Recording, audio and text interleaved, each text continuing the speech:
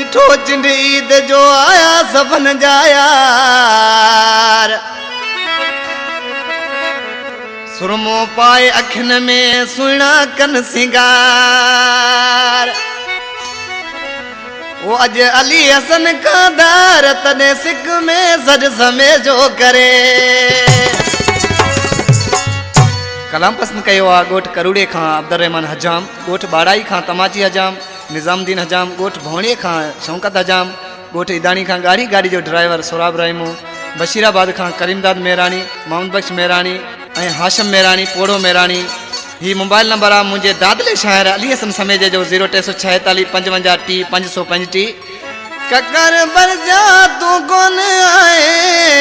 सूर सजन मुके तुंजा दा खाइल तू त करे वेठो यक जुदाई मोट वतन ते साथी जड़ा वरीद मदाई मोट वतन ते जानी जड़ा वरीद मदाई ककर बरजा तू कोन आए सूर सजन मुके तुंजा दा खाइल तू त करे वेठो यक जुदाई मोट वतन ते साथी जड़ा वरीद मदाई मोट वतन ते जानी जड़ा वरीद मदाई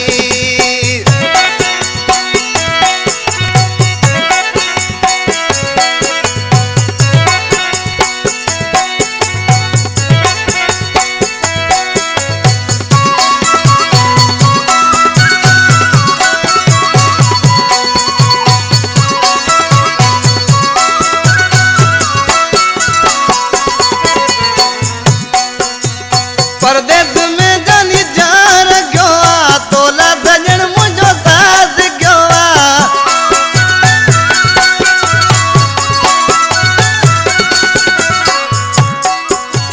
परदेस में जानी जार गयो आ तोला सजन मुझो सास गयो आ तोता लगाया ने दिए इलाही मोट वतन ते जानी एड़ा वरीद मदाई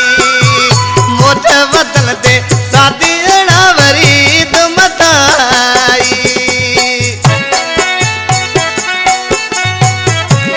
उस्ताद नजाकत बांजे वारा वाह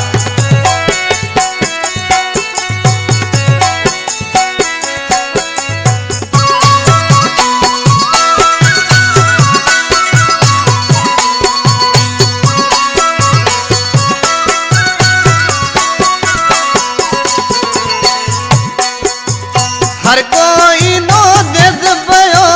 मुके तुंजो प्यो सुर कहिनो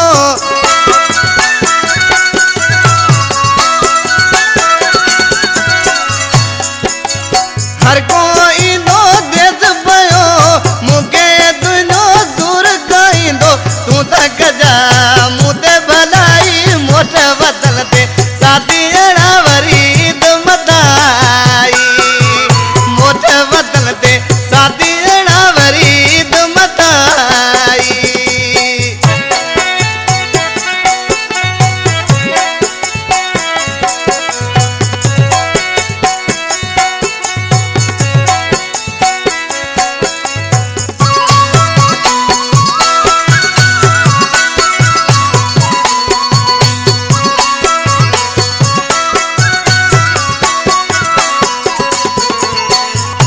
हिन कलाम जो शायर है गोठ जुजारे जे पार खां अली हसन समेज जो जेको मुझो प्यारो पेरी दोस्त आ